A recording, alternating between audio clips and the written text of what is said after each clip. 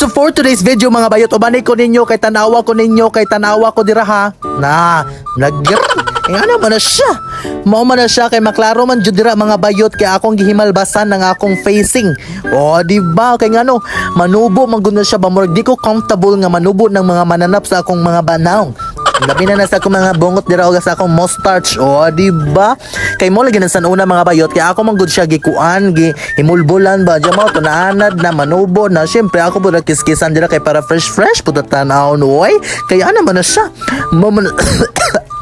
Na nakatuna ko laway dre bayot sa pag voice over oy mo mga bayot ang bungot or ang mustache nato or ang mga beard dira basta wa mo koy beard gitanggalan beard ba langgam basta mao na siya ako po na siya gitopong bayot kay para perfect ba para bongga everything in my life o di ba kay ana man na siya mga bayot mo man na siya apilon pud akong kilay bayot para mo perfect ba kay mga kalat-kalat sa babaw para bongga pud siya labi na nasa akong ilong mga bayot kay ako na siya gikuha kay lapas akong numero 2 oy bye oy